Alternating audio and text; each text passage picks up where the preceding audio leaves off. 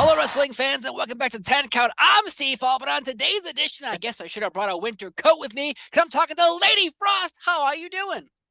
Well, hello. That was a very enthusiastic intro. I dig it. That's me. If You're uh, awake. if anyone has seen an interview in the past for me, I have energy up the wazoo. Oh But boy. today, it's not about me. It's all about Lady Frost because I am enthralled with your character. I'm inspired by your name. I love the look. It reminds me of Christmas, and I love Christmas. So That's exactly why Lady Frost and why the whole the idea of embracing the cold. so if you've followed me from the beginning, you know that I did not create the name. The character, yes, but I did an extra spot on WWE Monday Night Raw. They named me Jamie Frost, and that was it. My hubby and I were doing a lady and gentleman gimmick, so I went with Lady Frost. And yeah, just kind of made it my own. But I think, there are definitely different sides to the character, and it lends itself to most people don't really like the bitter cold, which, is something that I can survive in, where I've kind of been shaped and molded. And, there's a side of it is theatrical and I don't want to say Disney is sort of that mentality where you go to when you see the cloak and the character and something that's very lighthearted, enchanted, little kids love. So there's that side of it where it's the fantasy of Winter Wonderland and Christmas and things like that. So there's a dark side to it, but it's also sort of magical. I think it's magical because you do make a good point where you have theatrics to your Yeah. presentation. And a lot of people sometimes take themselves way too seriously. Like, I'm going to wear black trunks, black boots, and I'm going to be the best wrestler with 5 stars ratings. Okay, that's great. But how Yeah. long will people remember you if you keep having these amazing matches? It doesn't matter.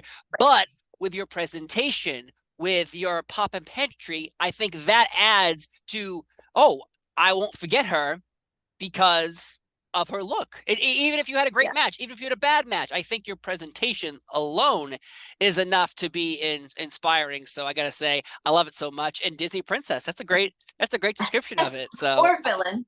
or Or villain. villain. I know. I imagine I imagine you It don't want depends. to be compared to a Disney Yeah. princess, So but I they're think tough. I mean, presentation is presentation. I've very much been an entrance person, like a fan of a great entrance. I want to feel something. I want to see something immediately when you walk out that curtain. I want that. I Yes. want to see, I don't want to see my neighbor come out of the curtain, right? Like, that's just me. There are very, very, very talented wrestlers that look very, very, very average to me. And that's just not my cup of tea, right? We all have our preference. I want you to look like a superstar. So I want to bring that aura when I come out. I want you to immediately be enamored with something, right? Is it the cloak? Is it the wolf? Is it the gear? It's the whole package. So I do pride myself on kind of bringing that. But I do want to be a great wrestler also, right? Like, I want to have great Of matches. course. But yeah, it's a give and take, a little bit of both. It reminds me of that Christmas movie. I think it's Santa Claus is Coming to Town or The Year Without Santa Claus. Like, but I'm Mr. White Christmas, I'm Mr. Snow. Like, if there Yeah. ever is a theme song they can give to you, but in like a rock version, like, I think we're onto something here. I Yeah. think All some right. Christmas special coming up. I see you're not buying it, so we're gonna move on. Uh, Were you destined to always be a wrestler because your grandfather's a professional wrestler? But what did your parents do? And what did they say when you're like, hey, I want to get into the wrestling business?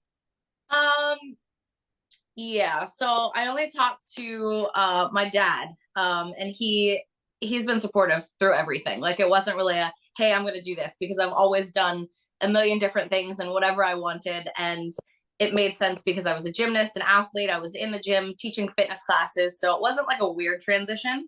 Um, but it was definitely something that I didn't expect. Like, I wasn't hell bent on being a professional wrestler.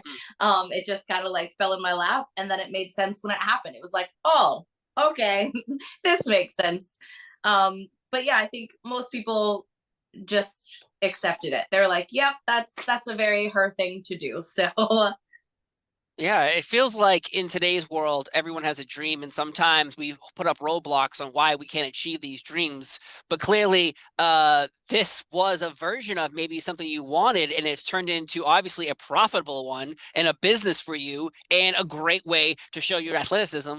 But plus, you're obviously doing well for yourself because everywhere I look, you have worked. Everywhere, every federation, every major company you have worked for. Is there a company that you haven't worked for that you are just like, hey, can I come wrestle there? I mean, I'd love to get to Japan for sure. There are a couple promotions there that I would love to work for, but I think right now I've worked for the ones really that I've wanted, that were on my list. You know Mm. what I mean? Mexico was definitely a big one.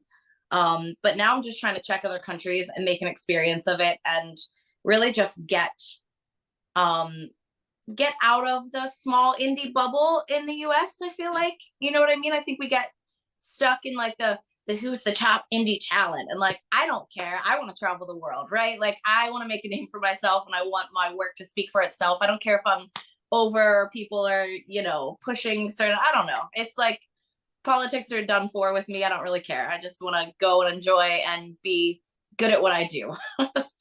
I'm very happy you're truthful about that opinion on independent wrestling.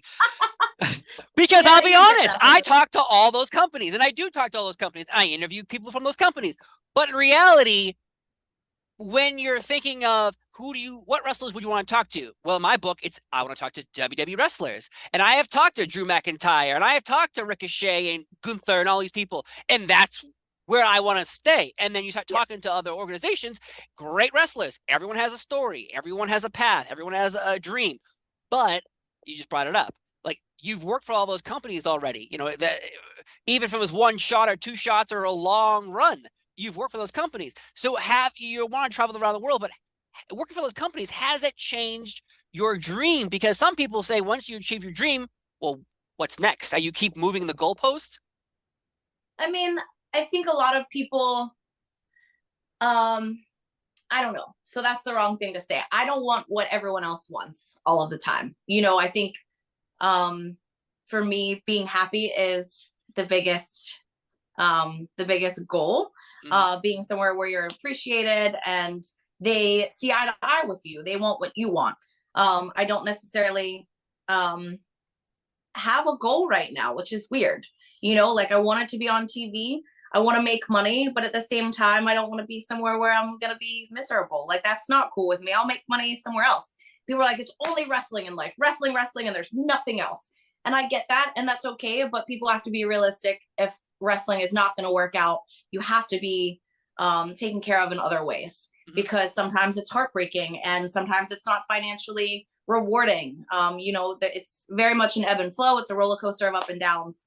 And I learned if you kind of balance everything else at a flat line at home, it makes it easier to go on this ride of up and down, because if you're chasing one single goal and you don't get there, you're always going to be disappointed. So I don't have one single goal. There's plenty of them, and I want to be happy and do good work. Like that's it for me. Yeah, I agree with you on that one. I think honestly, I think really COVID put a lot of thoughts in people's brains of um what matters in life. Is it Yeah, money? Like I can't when I die, I can't take my money with me. right, right. What is the point of life? Is it I have three children, I have a wife, I have that's what matters to me more than anything in the world. Yeah, Family comes first. And if something gets in the way of my family, guess what? I say push aside. My family is always first. And yeah, you did in a recent not recently, but you had an interview. You talked about asking for your impact release. And this is a small quote from your answer. And I think what you just kind of said brings it up. I just want to be happy. That's my top priority in life is being happy. And if I can't come home, be a good wife, be a good mother, be a good friend, and be a good daughter, what am I doing? So now yeah. that comes to the conclusion of, were you not happy? Not in just impact, in life. Were you upset with decisions you were making that were making you unhappy? Um, I mean, I'm never satisfied fully with a lot of things because I feel like I can always be better. I can do better. Um, I can be in better situations. But no, I definitely, at the end of that whole situation, I was not happy. No. And I think I was very um, open about that. I Mm. think, I struggle with feeling a certain type of worth, that you're putting out what you can give. I know that I have a lot to offer, and if I can't give that, I always feel like I'm not doing enough, right? Like I'm not giving enough, I'm not showcasing enough, I'm not a good enough wrestler, person, wife, all of those things. And I wanted more for myself. That's it. I wanted more out of every aspect. So in reality, from what I'm gathering is you didn't feel like what you were putting in, you were getting back. No. No, I don't think that's the case. Okay. I just want to know because I think I don't care what you said to Impact and what happened backstage and all that. That's between you and Impact and lawyers. But what really comes down to it is happiness. Were you happy there? I think there's a lot that I don't really want to say or talk about. Yeah. Yeah, that's fine with me. I was Yeah. when I read that quote, I was like, because that really brings down to what matters to you in life. Obviously, family matters, your friends matter. Yeah. Outside the wrestling bubble matters as well. There's a lot of things that go into one's happiness, and it's never just one thing or one aspect or one area of blame. So there's a lot that snowballs into that scenario. So yeah, but we're in a better place now. A lot of great things happened. I've been doing a lot of work, and Mexico, 2 tours happened in Mexico, and I think that really changed my perspective on how I want to work and how I want to be seen. And I don't want to settle. That's it. Like I don't want to settle for a lot of things in life. So yeah, higher standards. Well, there you go. That's all. I was just very curious because I was like, I read that quote and I was like, because obviously the article I read, there was so many more quotes that they were trying to pull out of things you were saying, like, what did she say this about them? Or did she say terrible things about them? Yeah, you're not going to twist my words. and that's why I was like, she said something about her family, said something about her friends. I was very curious on where were you in life, not just in Impact Wrestling, in life, because obviously if you're not happy in the real world, that it affects your work. Right. And obviously both were happening at the same time. So then you asked for release, and then the story goes you were denied your release, then you got your release. So you're free. You got what you wanted in the end, and that's all that matters. But right now in the wrestling business, though, there are so many dream matches people want, and I know you are constantly being talked about as one half of a dream match. But who is yours? Because, there's Bianca Belair, there's Jade Cargill, there's Camille from NWA. There's so many places you could go. Who's your dream opponent? So this question I always kind of evade because I don't think one match really makes a statement. I think a good story makes a great match. And I think building that with someone, sometimes you never know who you're going to have chemistry with, right? Like we can talk about the best wrestlers right now. Okay, Jade's at the top of AEW, Bianca's at the top of WWE, but that doesn't mean that I might have a great story with them because we're both great wrestlers, right? You can't just build that out of nowhere. You put 2 people in a ring and you're like, all right, now fight. Sometimes it's freaking amazing. Other times, I want to get invested. I want to get into the nitty gritty with someone. I want to get into the nitty gritty in the ring. And sometimes that takes a while to find someone's ins and outs, their nuances in their movements and how you counter those things and how you really bring the best out of someone. It takes time. You don't just bring the best out of someone in 7 minutes, right? At least in my mind. So I don't have a dream match. It's more of a dream scenario. So you bring up another good point. Arguments between fans online are consistent between both different companies, but constantly it's brought up of storylines versus great matches. You can have a great match. Super duper. That's great. But why are you fighting? Are you having good matches? I see that as well too. Well, here's the thing. If I'm on television every week, that's why I'm fighting. I'll fight anyone and everyone, and I'll have a great match with anyone. You do still want to be able to do that. But if you're talking, I'm just on the indies right now and I have a dream one match. That to me is silly, right? Maybe it's to get my foot in the door, to make a name and say, hey, I belong in this company. Sure. But there's a time for great storytelling and there's a time for just wrestling. We're watching a wrestling show. I want to see people wrestle. And I'm an athlete, so I want to see crazy shit. I want to jump off the top rope. That's why, because I want to, right? I don't need a good story to climb to the top rope. I'm trying to do damage and be impressive when I get there. So I see both sides. And there's, you have to appeal to every audience. Some people want storytelling. Some people just want athletics. Some people want grappling. Some people want comedy. Some people want blood. That's why there's a little bit of everything. And that's, you have wrestlers to provide all of that. Yes, yes. And then you have wrestling fans to point out what they don't like about one company and show a picture of it in a video and be like, see, this is why they're terrible. And you're like, that's crazy talk. That's crazy talk. Though you did bring up jumping off things, and you were involved with the first ever all women's Ultimate X match in Impact Wrestling. And I believe that was one of your goals when you first got to Impact Wrestling, was to just be in one. Yeah. The men versus you. And then suddenly it's, oh, wait, we're going to have an all women's Ultimate X match. How did that feel for you? Because, again, I have read stories about you, and that was one of your main goals. Yeah, I wanted that before Impact. That was one of the matches I watched, and I was like, oh my God, this is my shit. Like, I want to do that. And that's a scenario, like, it doesn't need a story. That's just a cool ass match where, you're flying around, like, being athletic and insane. So I did want to do that. I thought I was athletic and capable enough to show out in a match like that. You have to be strong. You have to be coordinated. You have to be a little agile. You have to be a little crazy. And that I was checking all those boxes. I definitely wanted to do it. And I did ask before I knew they were having an all women's Ultimate X. But it was an honor to be in that. It was making history regardless. And it was a moment I will never, ever forget. Yeah, that was pretty cool. That was a good night. I think a lot of the past couple of years, there's been a lot of good women's wrestling match. Oh, obviously for the past like 10 years it has been, but lately I feel like Jordan Grace is just I'm afraid of her. She's so good right now. Her and Mickey James had an outstanding match about a month ago now, maybe 2 months ago now, and it was like, oh my God, like how this is so good. This is outstanding. Jordan Grace, her physique is outstanding. It's intimidating, but God, I love it. God, I love it.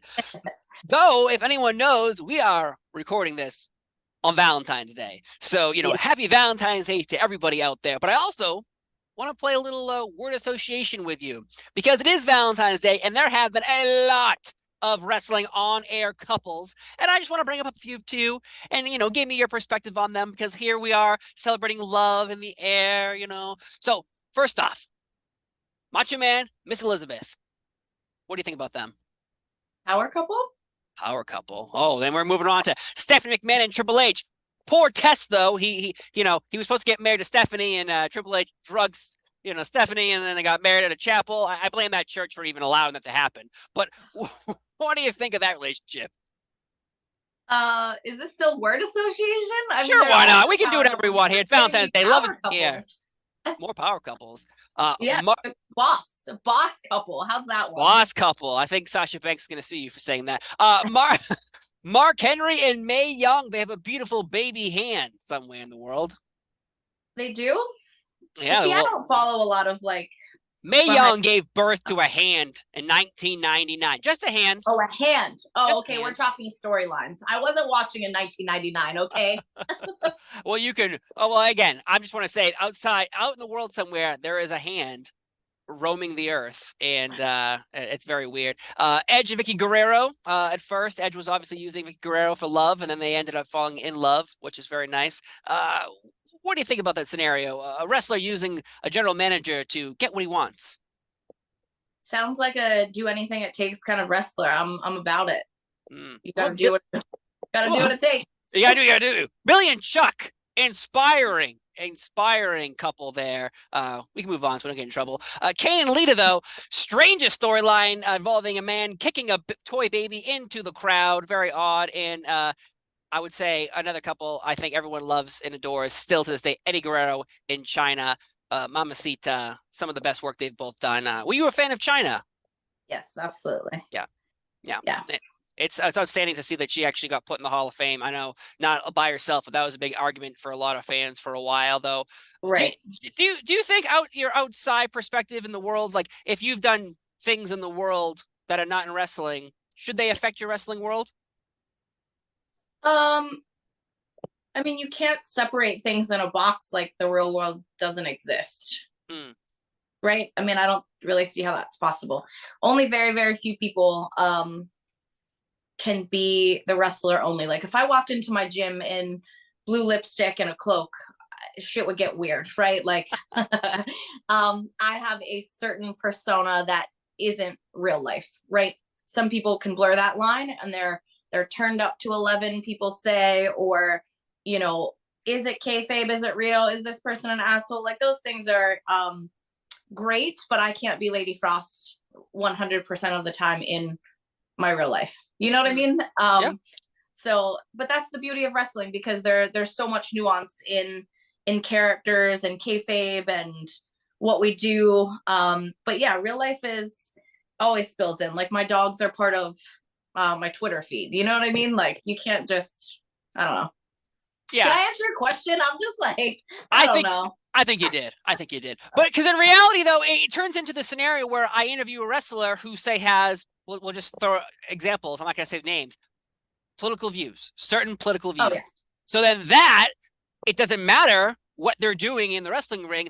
The fans take their perspective on, oh, well, you like this president, or you don't believe in this scenario, and then you can't even get past it. Yeah, that's a line I try to stay away from. Like I don't think the fans really need to know what I think on everything. I understand fans do want to know you know, where we stand. If we're a scumbag or a piece of crap, you know what I mean? Like it's not a character trait if you're a pedophile. That's like right. just, right? Like that has nothing to do with the gimmick. But I certainly don't try to push anything on anyone or sway them. Like sometimes you get passionate and you feel strongly about something and like a tweet comes out. But I don't talk about politics. You know what I mean? Like yeah. I don't even do it on my personal pages. Like, no thanks. I have friends for that. You know, like I don't know. It's not really for the internet for me anyway. Good move. Yeah. Because I asked many people this question because I think it turns into this weird scenario of like, can you separate the character? Like people, for instance, Undertaker is one way in the real world. Undertaker is one way on television, but he shared more of his personal views in the past couple of years, and that has turned off some fans. And that's up to them. They can do whatever they want. I still love Undertaker, but I love Undertaker the character. I'm not like, hey Undertaker, what you eat for breakfast today? Like I don't care what he ate for breakfast. I don't care what his political views are. I don't care about that. I also feel like he probably doesn't give a shit either. Right? Like I don't know personally, but I think he's already made his career and he's retired. So now he gets to be whoever he wants and not have to be that all of the time. I don't know. I can't speak for him. I'm still trying to make a name and have a large fan base. I don't want to ostracize people because I feel the need to say whatever I want as who I am and not Lady Frost. Right? Like I want to give people Lady Frost, but I think there's also a line like when you meet, like right now I'm not full Lady Frost. You're getting me. You're getting a real interview. And people kind of like to see behind the curtain a little, like my marriage woes and what we leave in the refrigerator and our dogs. And I think, give us the scoop. What's in your refrigerator? The people need to know. If you saw the last like a couple weeks of our Twitter, like we don't drink pop or soda, whatever you call it, very often. Let's pause for 1 minute. You call soda pop? It's pop. Where? I love it, but where I'm from, Boston, we do not call soda pop. I guess, but pop. Wow. We call it pop. You never heard that, or did you? No, I've heard it. No, I know I know that scenario, but I'm just like I've never heard. You met someone. So we call it pop. So we don't drink pop very often. And we shop at Aldi's because people are like, oh my God, that's an off brand. Like, sorry, we didn't go to a different store to buy Coke or Pepsi. We get Diet Cola of whatever cheesy brand it is. Yeah. And sometimes we can't even finish a full can because we're not used to drinking that. So the argument was my husband left the can with like, I don't know, a piece of Saran Wrap foil. I think it was foil over the top of it. That was your picture. And I was like, what the hell is this? Like, what are you doing? Yes. To try to keep, I guess, the carbonation in for like the next day so we could finish it. And then there was Saran Wrap with like a rubber band, a gum band around the top. I saw this. Yeah. So then we had fans sending us their like little pop top things to keep it fresh if you don't finish it. I didn't even know this was a thing that existed, but we got numerous gifts from our Amazon wish list. So yeah. That's amazing. But guess what? It's interactive and it's real and it's stupid and it's just what is sometimes, because I don't take myself seriously. I don't want to be Lady Frost 100% of the time, because you just can't. Like, I don't want to morph into that in my real life, because I'm a real human. And I think fans understand that and appreciate that. And that's my stance on my character. Right now, if I'm making six figures on television and I have to be someone all of the time, then, that's different. But right now, sometimes I'm a bad guy, sometimes I'm a good guy, sometimes I'm this. Like, it's what promoters want, where you get paid. And I do have different sides. And I feel like different matches bring out different sides of you, and different feuds and different, requirements. You're required to step up in different ways, in different places. So I like to be very versatile. Well, you bring up another good point about, fans and wanting to interact with you. And there's a video circulating right now of Liv Morgan walking through an airport.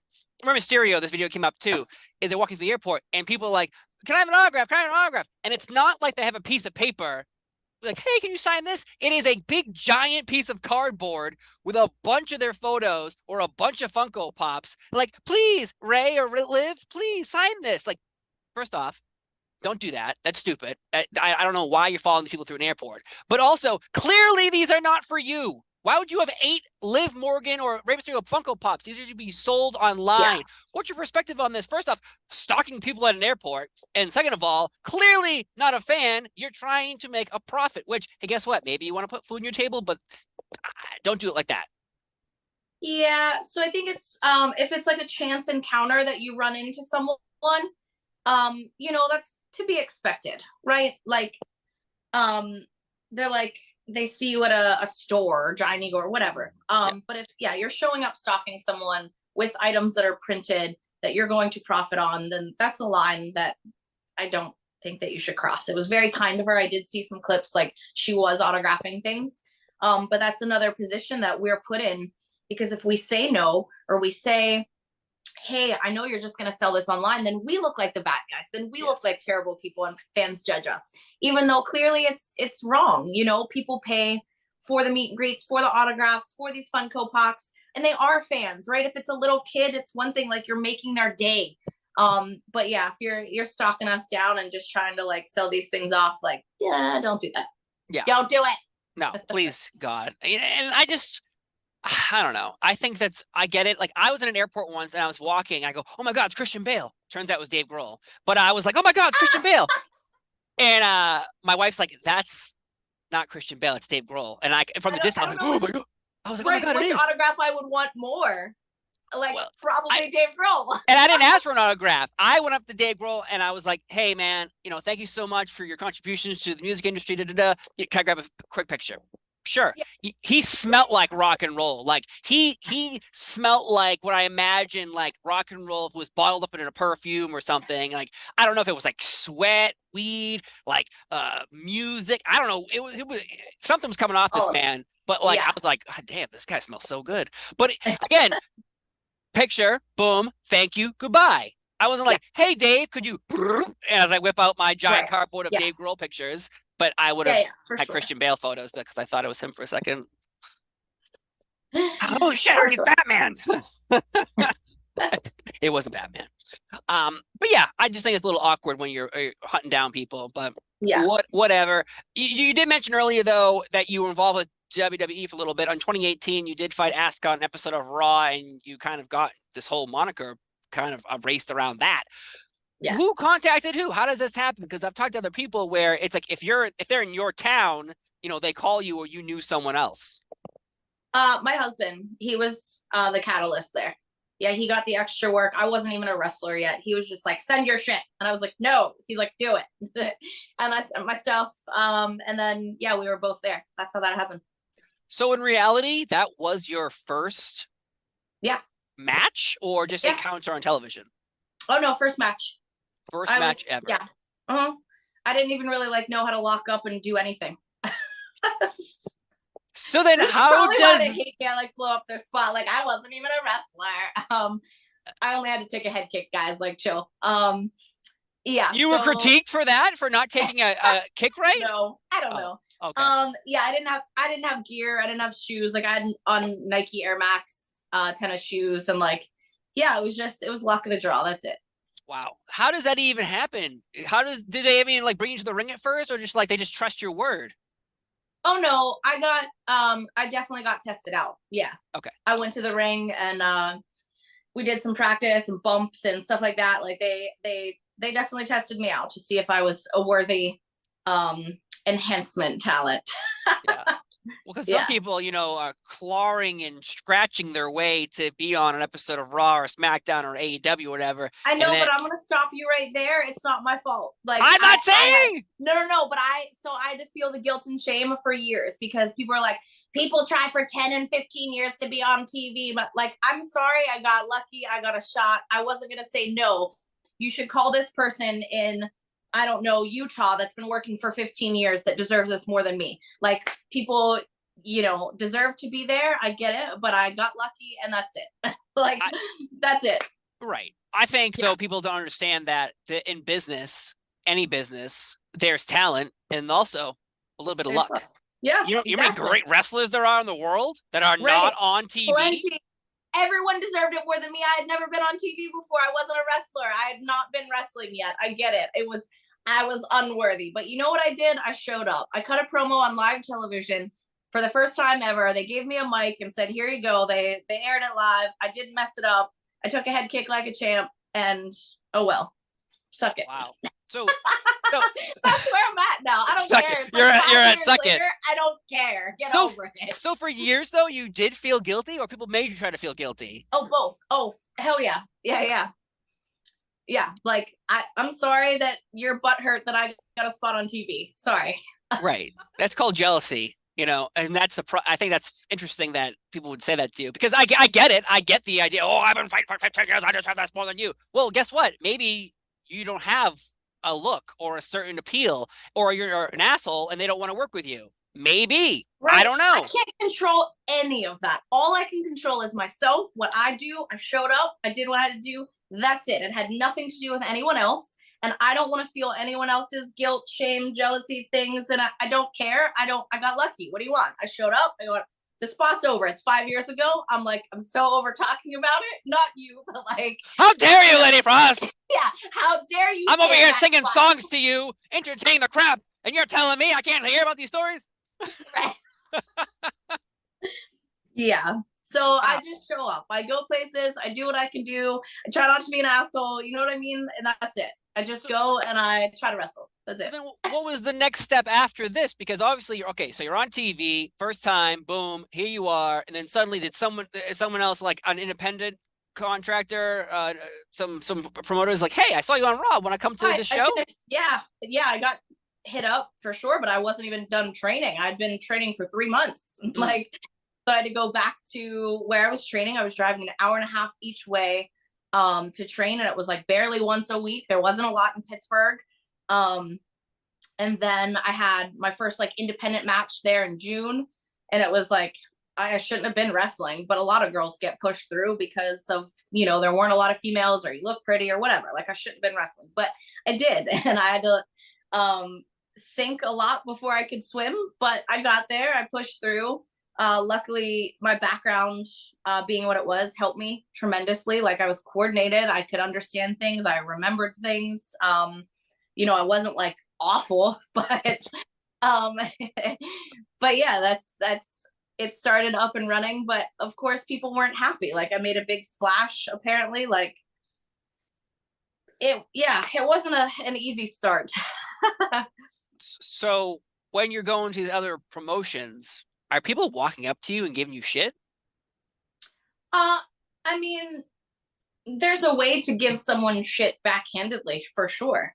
Right. A smile and a wink, but really an insult. Yeah, like, screw this girl. Who does she think she is? And I'm like, I don't know, man. Like, I just showed up. Like, stop judging me. A lot of dudes were supportive. Like, hey, man, that's cool. And it helped because I had my husband. Like, we were always together. So I tend to like just really much, very much stick to him, which probably didn't help with like, I'm a loner, right? Like, lone wolf kind of mentality. But I was happy, safe, and secure with my husband, and the wrestling world was like vultures, right? So it was like, oh my God, like, what is this? It was a lot when I first started. And I don't think people, when they first start, they like, you know, kind of just splash around and make a name. Like I came in full jump in and they were like, I saw your spot on TV. And not saying everyone, like everyone knew who I was or saw that match, but the promoters that were bringing me in, obviously that's the only reason they knew who I was. You know what I mean? So yeah, it was an interesting, and I wasn't like, I was very passive and timid back then. I wasn't like, hey, screw you, like kind of, not that I'm like that now, but kind of I'd just be like, deal with it. But that's 5 years of being beat down in the business. So you're like, hey, take it or leave it. This is what you get. I love it so much. You know, 5 years ago, you're like, I care. 5 years later, you're like, suck it. All right. Pretty much. Like, I'm not going to treat you poorly, but also if you don't like me, I don't care anymore. There's plenty of reasons to not like someone. Unless I give you one, then I'll be concerned about it. Like I care about how I treat people. But if you have a judgment of me at this point, it's kind of like, hey, that's your judgment. I have no business caring about what you think. You know what I mean?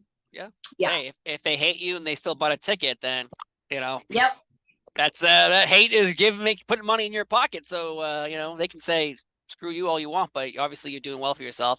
Yeah. That is an interesting scenario of splashing into such a big moment and then people harassing you for at least 5 years over an opportunity that they thought was theirs. But in reality, that's the problem with people is I fall victim to it as well. Well, why didn't I get this interview? Well, why did that person get this person? I fall in the same category sometimes of why not me? But at the same time, I have to rise up and go, wait a minute.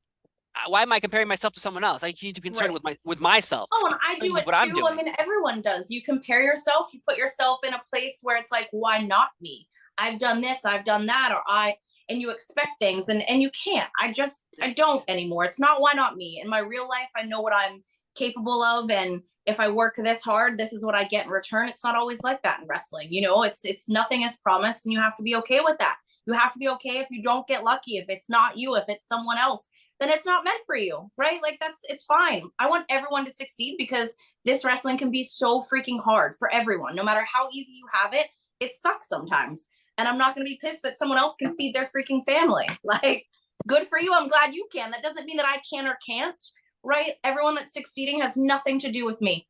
And I want people to be that. I don't wish misery or pain or all of those things on anyone. Like, why? It does nothing to change my life, right? If someone else is miserable, like I don't wish bad things upon people. So agreed. I did wish bad upon people who kept getting Lady Frost interviews, and I was wondering, why is this not happening yet? I've emailed her. I have sent her a pigeon carrier. You know, I have sent her an owl from Hogwarts. She has not responded.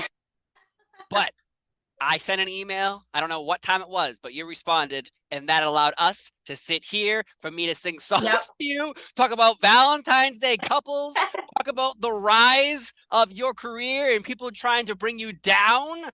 My God. I didn't know what kind of worms. Got into it. I was candid. It was fate. It was luck of the draw. I opened an email and was like, all right, let's go. And you got a feisty Lady Frost today. And that's all I asked for. You know, sometimes you come in here looking for headlines, and other times you're just looking here for having a good time. And here we are having a good time with some headlines, telling people to suck it. So I gotta say, that's the headline. I hope you know what you've done to yourself. Boy. No, I'm just kidding. The headline will be, let's see. She didn't watch Test and Stephanie McMahon get married on Raw. How dare she not watch something that happened 30 years ago or how long ago that was? I don't know. I'm an old man now. But hey, people will find a way to hate if they want to. They'll be like, oh, if she wasn't a wrestling fan her whole life, she doesn't deserve to be a wrestler. Like, there's all sorts of reason for people to complain. Have at it. I don't care. That seems to be that's the new crop of anger towards newer talent coming in, at least at the Performance Center at the WWE. They're like, getting plucked from high schools, getting plucked from colleges, collegiate athletes, football players, basketball players, so on and so forth. And they're like, well, they didn't work 15 years on the indies and get their chops done and work in dojos. It's like, well, guess what? Because they're athletes and they're obviously been training their entire lives to be a good football player, a gymnastics, a cheerleader. I felt it 5 years ago. It was the same thing, and now someone else gets the hate. I'm like, good. Pass the No, buck. not good. But I understand it, right? I see both sides because now I feel like I have been in the trenches and I've worked and I've dealt with this and blah blah blah. And they're just athletes. They don't get it, but like they're money. They're talented. They have body awareness. They come into the ring and already know where they are upside down. They can hold someone else's weight and not feel like they're gonna get dropped on their neck. They're naturally just more gifted. What do you want? Sorry, they print money. They look like $1 million. I'm not mad at it. They're 18. They have 40 years to get that company money and paid. I understand it's business, yes. But if other people are salty, handle your own shit then. Oh, sorry, Lady Frost, so salty today. We gotta end this interview. We gotta be done. No, it seems like you're getting worse. So let's keep going. Let's talk about anything. Let's talk about anything. We'll get all the headlines. Yeah. What are your feelings on Rihanna's Super Bowl performance? No, it's like the Liar Liar movie. Like I just can't. Yeah. The pen is blue. The goddamn pen is blue. Yeah. Can't tell a lie today. Yeah. But fine. We'll lock you down. We'll let you get free. Yeah. So we don't get you any more trouble with everybody in the wrestling business. I have to get back to work. That's why I look like this. I'm heading back to the gym. I took a little sabbatical to come do this interview. I don't know why, but I did. So you don't know why? Don't tell me to suck it, all right, Lady Frost? Don't you do that to me. Don't you do that. What were you expecting out of this interview? Probably not this. I didn't know what I was expecting. Yeah. I was like, is she going to spill the beans on Impact Wrestling? I don't know, but we're going to find out. Nope, and here we are talking about all types of things that I didn't think we'd talk about. And that makes it a much better day. Coming in with one thought, leaving with another. So I'll let you go. But Lady Frost, thank you so much for being here on 10 Count. I've been Seafall. She told the world to suck it. Have a great day, and we'll see you next time. Bye-bye. Happy Valentine's Day. Happy Valentine's Day, everybody.